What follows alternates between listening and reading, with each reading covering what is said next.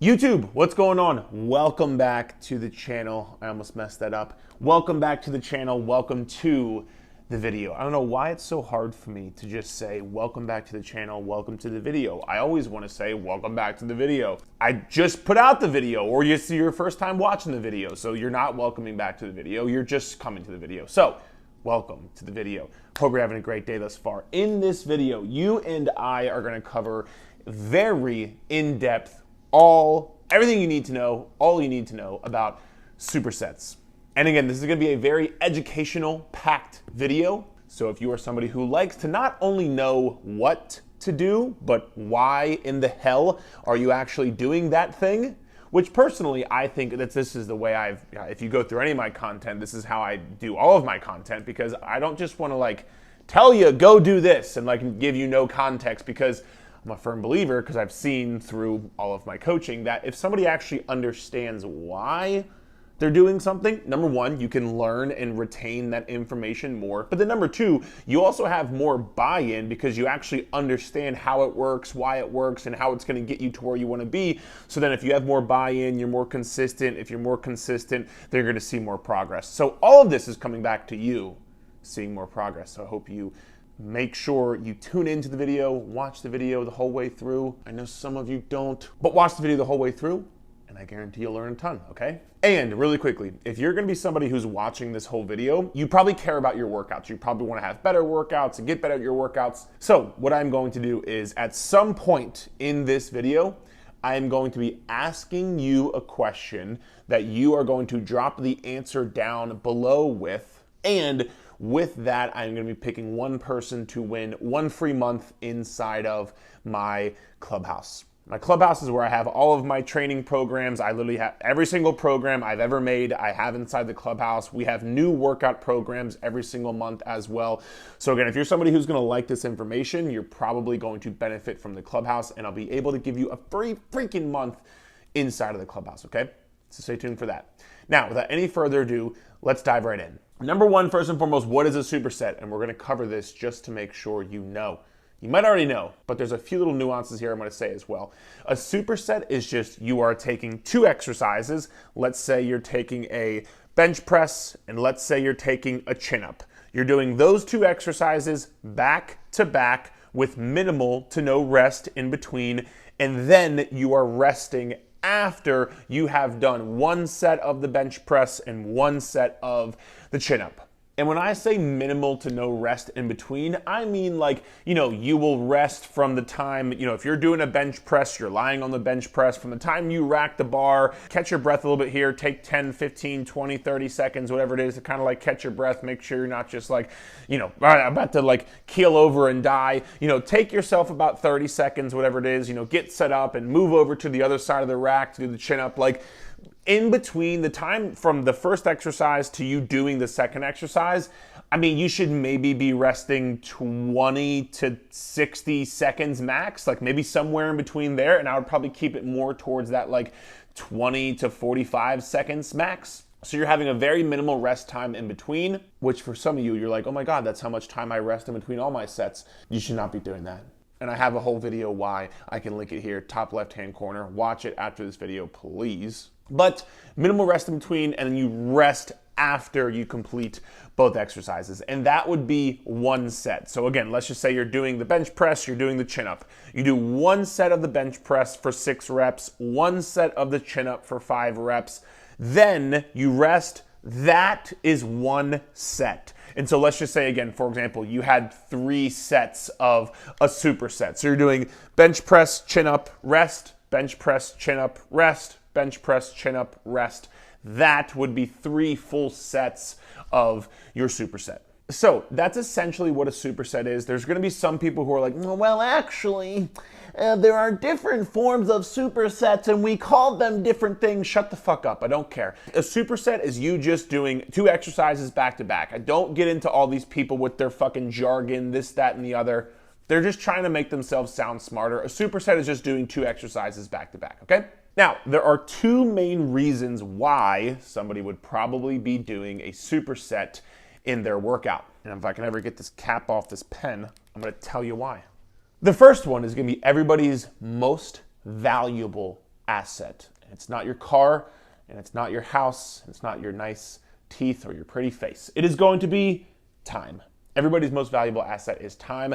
I have coached a lot of people over the years, and one of, if not the biggest things that people tell me they, number one, need to make sure they keep in mind while they go into their health and fitness journey, or it's an obstacle, or it's more important than anything else, is time. And a superset is a great way to help you save time in the gym, because if you can put 2 exercises back to back with minimal rest in between, usually this is going to allow you to have more of something called volume. And you can just think of volume as the amount of sets you are doing per week for any given muscle group, right? So just overall as a whole, if you are doing supersets, you're usually able to get in a little bit more volume throughout the course of that workout, but they're also throughout the course of the entire week. And that's the beautiful part of this, is if you can spend not only less time in the actual workout, because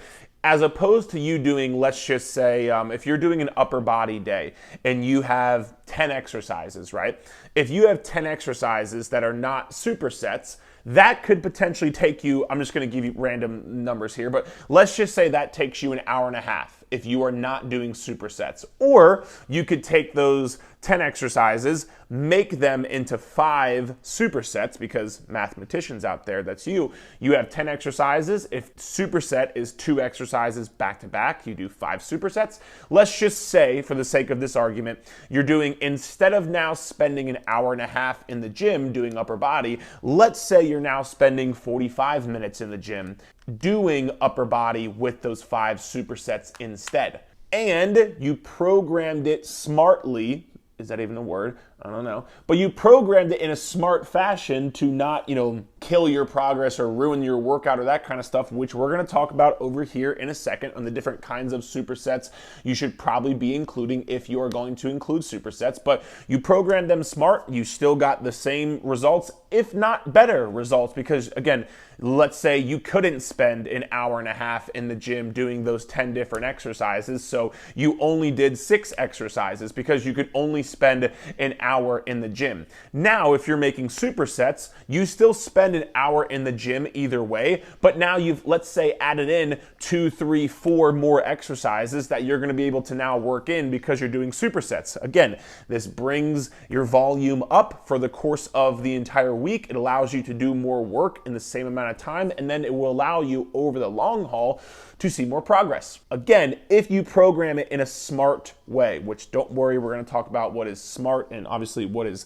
not smart when you're talking about supersets, but saving time via getting in more volume is a great way and a great benefit and a reason why people would throw in supersets into their training program. Now, the second reason is to increase your intensity when you are in the gym. And when I say increase your intensity, I don't necessarily mean how high your heart rate is getting, or, again, taking shorter rest in between your sets. Although, again, you technically would be spending less rest time in between your superset, but you're still spending the adequate amount of time after the superset, which is usually about in that 2 to 5 minute mark. But I don't mean how high your heart rate's getting.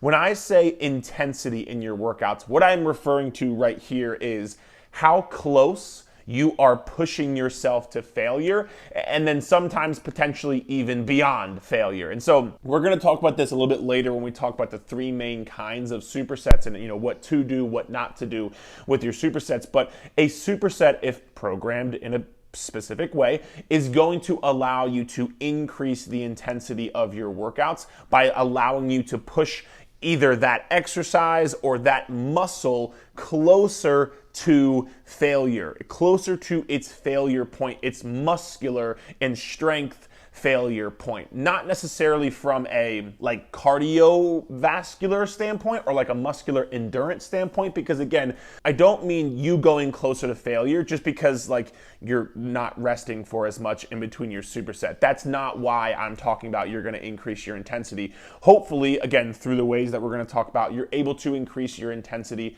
via going closer to failure with your muscles and with your strength, if that makes sense. So those are the 2 main reasons why people would be including supersets into their program. and why I include a lot of supersets into my own personal program. And for, again, like I said earlier, for people in the clubhouse or for any of our clients we coach one-on-one, like I usually include a lot of supersets into those programs. I don't know about a lot, but I definitely do include supersets into our programs. Now, the third question is the most important, well, one of the most important ones.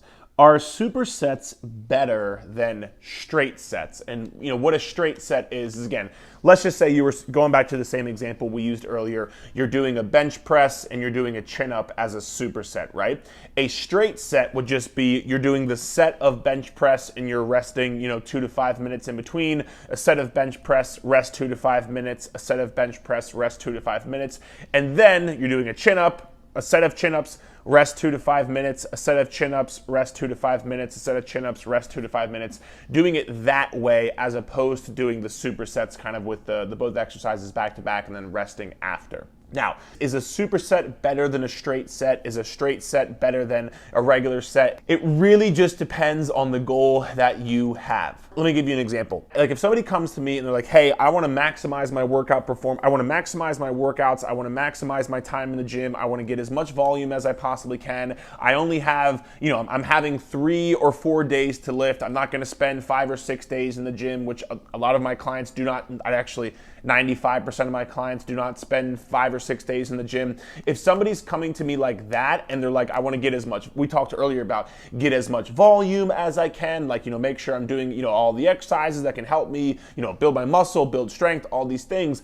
Yeah, I'm probably going to include supersets into that person's workout, and then a superset for that individual might be better for that specific scenario. But let's say, for example, I have somebody coming to me who they are like a power lifter, right? And they're like, hey, my 3 main lifts are squat, bench, deadlift, and those are my 3 most important things. And they have to be like super focused, super dialed in. They have to be able to give absolute 110% intensity to those 3 lifts. I'm probably not going to superset those 3 lifts. Like I'm not going to superset a deadlift and a squat. I'm not going to superset a squat with anything else really, because those are their 3 main things. They have to make sure they are getting down and they have to make sure they're progressing with, and it's the whole reason they're training. So for that person in that specific scenario, I might not include supersets into their training program. But here's the thing you also have to understand as well. Supersets don't have to be like all or nothing. So let's just take like that person who was a power lifter, right? Let's say on one of their days they're doing the deadlift. Well, I might not superset anything with that deadlift, and I might not even superset anything with their next accessory exercise. Let's say an RDL, for example, right? So let's say somebody does a deadlift as a straight set, an RDL as a straight set, but let's say they wanted to get some, some extra hip work in, and they wanted to get some extra quad work in. Cool. Let's say I then superset a hip thrust with a heel elevated goblet squat, for example.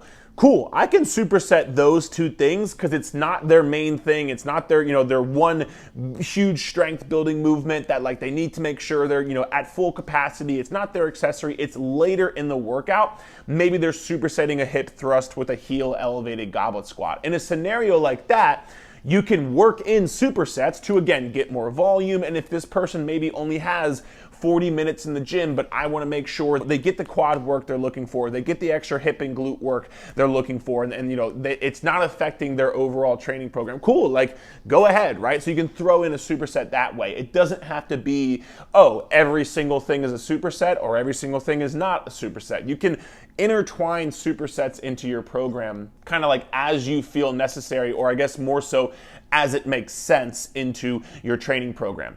And this is a question I get a lot too, and it's like, are supersets going to decrease your performance, right? So are supersets going to make you lift less weight? The answer could be potentially yes if you don't set it up correctly.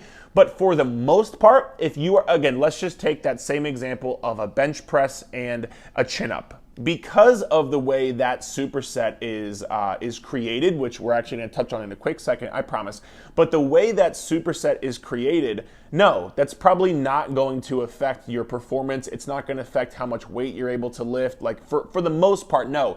Will it maybe affect like 5%, like maybe 10% max? But potentially, but this is where, again, like if I have a power lifter, or just if you're somebody who just like, you just really want to improve your hip thrust, or you really want to improve your bench press, for example. Well, if I know that, then hey, maybe I won't put a superset on one of those movements because I just want you to just like focus on that one movement, right? But for the most part, if you can set your supersets up correctly and you can program them accordingly and make sure you're smart with it and all these things that we're going to talk about, no, it's not going to take away from your performance that much. And even if it does, it's a very, very, very small amount.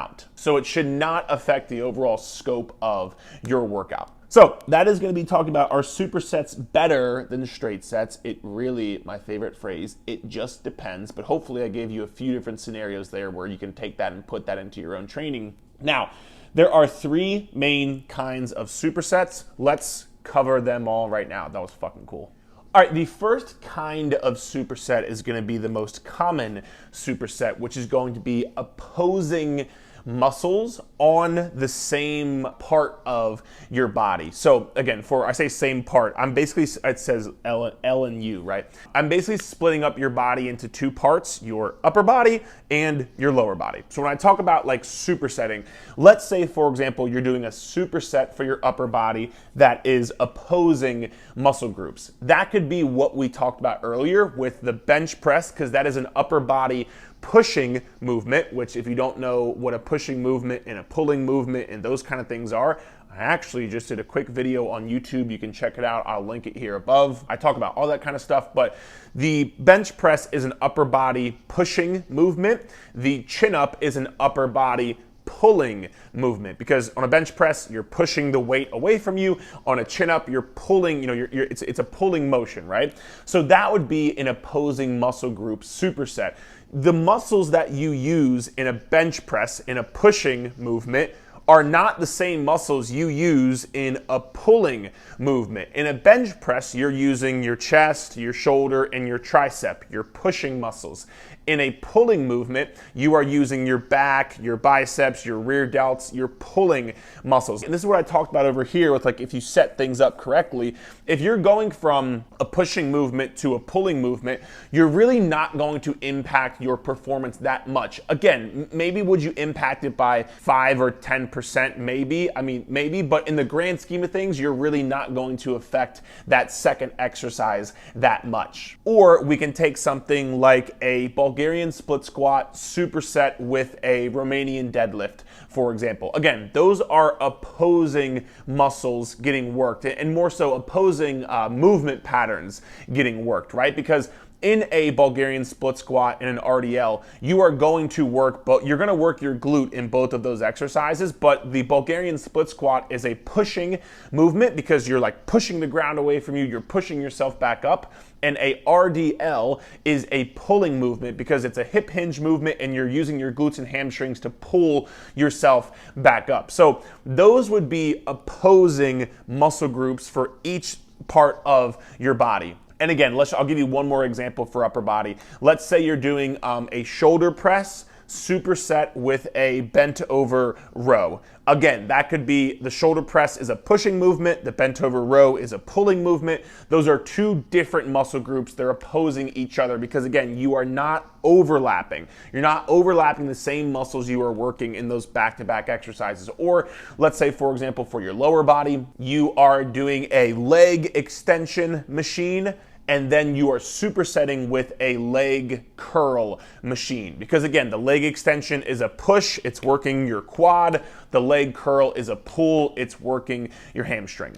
So those would be opposing muscle groups on each part of your body respectively. Now, the next kind of superset is going to be a full body superset. And in this specific situation, you might work the same muscle or movement patterns. Like, for example, you could work a shoulder press, which is a pushing movement, but that's your upper body. You could also work a squat. That is a pushing movement, but that's lower body. So that's one way to work in potential supersets. The other way is to do opposing, right? So let's say you take that same squat, for example, that is a pushing movement. You're supersetting a squat with a one-arm dumbbell row. So you're getting a lower body pushing movement, and then you're getting an upper body pulling movement. So you're basically just flip-flopping. Whatever you're doing for upper body, if it's a pushing movement, you'll do a pulling movement for your lower body. Those are the two kinds of supersets you could potentially do for your upper and lower body. So if you are doing a full body workout day, for example, which I've also done an entire video here on YouTube on full body workouts. So if you want to go check that out, again, I'll link it in the top left-hand corner. It should be up there. Watch it after this video. But if you're doing a full body workout day, you could do a full body superset. Now, is one better than the other? So like, let's just say, for example, if you're doing a deadlift supersetted with a bent over row, is that inherently bad? No, I don't think it's inherently bad, but what I will say is, personally speaking, I like doing opposing movement patterns for that full body day. So if you're doing a deadlift, I like maybe supersetting that with some sort of chest press or some sort of shoulder press, for example. For a few different reasons, but one of them is, you're kind of working, the deadlift, for example, is working more of your posterior chain, more of like the entire back side of your body, and then you're supersetting with a pushing movement, which is working more of the front of your body, or what we call the anterior part of your body. So as opposed to doing like a deadlift and a bent over row superset, not to say you can't do it, but I sometimes, with you working, like you're already working and taxing your entire body a ton with that deadlift, and really you're taxing your back side of your body. Going into that same kind of, even though it's an upper body movement now, going into that same kind of like working the same back part of your body, sometimes that can be a bit much for people, and sometimes that does tend to drop off the performance because you are working that posterior part of your body. Again, not to say you can't do it or it's like inherently bad or anything, but I just kind of like, if I can, I like leaning more towards the opposite. So again, if you're having a deadlift as your main movement, you're doing like a push-up as your second movement, or a chest press or a shoulder press or something of that nature. And the same thing with squat. If you have like a squat, for example, or a reverse lunge or a split squat, your movement you're supersetting with is going to be a lat pull down or a chin up or a bent over row or something like that. And usually also for the supersets, I like having your lower body as the first movement in the superset. And that's just quite simply because usually there's more moving parts. And so if you're doing a deadlift or a squat or a lunge or a step up or an RDL or whatever it is, there's a lot more going on. There's more joints moving usually, and there's more risk for injury, especially at your lower back when you're doing lower body movements. As well as usually it's bigger muscles that you're working. You're working quads, glutes, hamstrings. Those are like the three biggest muscles on anybody's body. So I like to work the lower body movements come first in a full body superset. So that's number 2. And the final superset here is going to be same muscle, same body. But before we get into same muscle, same body, I got the question for you. You can answer below if you want to enter a chance to win a free month in the clubhouse. Question is going to be, I want you to think about the last week you've just had, the last 7 days. I want you to comment below one thing that you feel like you did really, really well in the last 7 days, and then comment below one thing you feel like you want to improve upon in the upcoming 7 days. And I'll be looking forward to seeing some of the answers and seeing what you say. Now, let's get into the same muscle, same body. So this is like, and I say same body, like upper body or lower body, right? So let's just say, for example, you are doing your triceps, for example, right?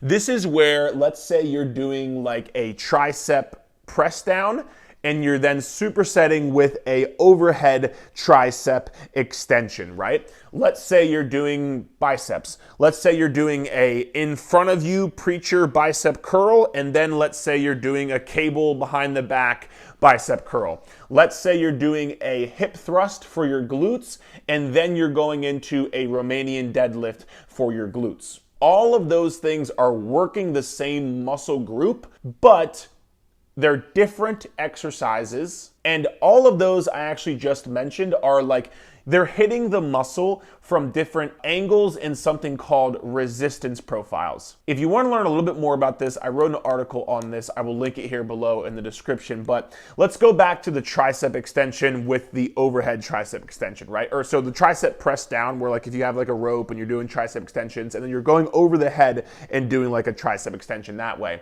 When you have that tricep press down, what you're doing is you are challenging your muscle in the shortened position. So at the very bottom, when you're squeezing your tricep in, that is when that tricep press down is most difficult. Then the overhead tricep extension, this is challenging your muscle, obviously from a different angle because your elbow's moving, you're now going behind your head. This is challenging your muscle more in the lengthened position to the mid position, because when you're stretching your tricep out, that's when this movement is going to be the hardest. Once you get up here, it's really not that hard because there's no gravity fighting you, right? But down here, that's where the most of the resistance is, right? So that would be a kind of superset that you could do to work the same muscle and really push that muscle as close to failure as you humanly possibly can. And again, we come back over here to talk about intensity. This is where if you're doing that, you are really ramping up your intensity with that specific muscle. Or again, the preacher curl. If you don't know what a preacher curl is, just Google preacher curl or just join the clubhouse. We have all the videos, exercise videos inside of there, but neither here nor there. But a preacher curl is in front of you and you're working your bicep in the shortened position, because when your arm is in front of you, you're challenging more in that shortened position. Then you're going behind you and doing that behind the back cable curl. This is working more in the lengthened position. Same thing with the hip thrust, for example. The hip thrust, when is a hip thrust the hardest? At the top, when you're really trying to squeeze. That's when gravity, like at the top of a hip thrust, gravity is pushing you straight down and you are trying to resist that gravity and stay up. So you're doing a hip thrust into an RDL, for example. The RDL is hardest when at like the bottom to the middle part of you coming back up. So it's the lengthened to mid position.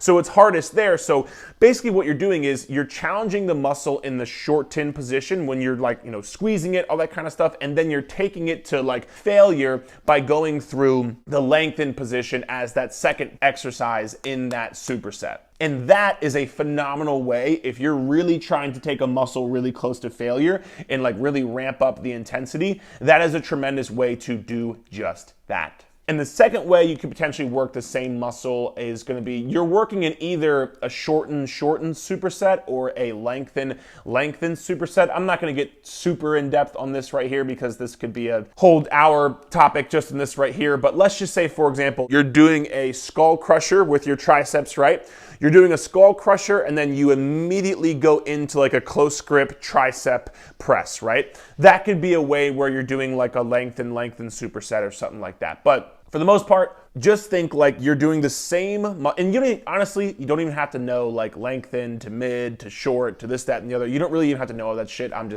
I'm probably just telling you because I like talking about it and I want to feel smart. No, I don't want to feel smart, but I do think some people might just benefit hearing from it. But for the most part, just think about like same muscle. You're doing two exercises that work the same muscle and you are pushing yourself very close to failure with those two exercises. You're pushing that specific muscle, you're pushing very close to failure for those two exercises. So that is three main ways for you to get in supersets into your workouts. Now, there's two scenarios where I would not incorporate supersets into your workout, and that is going to be, again, number one, we already kind of talked about it, so I'll just really quickly breeze over this, but just to remind you, if you're somebody who like you're trying to be a power lifter for a specific movement, or if you just like really want to get better at a specific movement, if you really want to get better at squat, if you really want to get better at deadlift, if you really want to get better at chin up, and like that's like one of your main goals, you might not superset that. You still can. I don't think it would be a bad thing, but you might not superset that specific movement. You might keep that as a straight set. Or number two, this is probably the most important one for what not to do, is going to be, I wouldn't superset like the same muscle with the same movement pattern. So like, for example, let's say I would not superset a chest press with a shoulder press. It's the same movement pattern, right? You're doing two pushing movements. In a chest press, yes, you're working your chest, but you're also massively working your shoulder as well. So you're really fatiguing that muscle in that specific movement, and then you're going right into something where you're then like doing the same movement again, and you're trying to like push yourself in that. That's going to be pretty difficult to do. I wouldn't necessarily do something like that. Or let's say I would not superset like a squat with a lunge or a Bulgarian split squat, because it's the same exact movement pattern. You're working the same muscles and the same movement pattern. They're both pushing movements, right? Or like a squat and a leg press. I wouldn't superset a squat and a leg press because that would also just make no sense, because again, it's the same movement in the same muscles.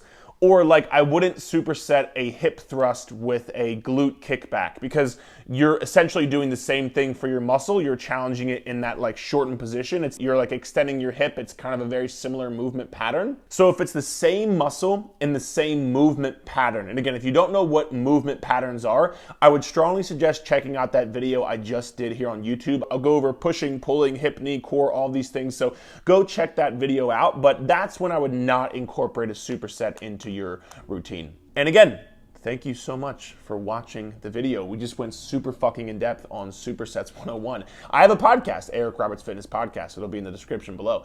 But if you enjoyed the video, give it a thumbs up, subscribe to the channel. And again, if you are interested in getting some workout plans made and things of that nature, I will link both the Clubhouse that I talked about earlier. I'll link that here below. And if you want to get in touch with myself or my team for more personalized, like individualized one-on-one coaching, I will link that here below as well. Other than that, thank you for watching. I hope it helped, and we will chat soon.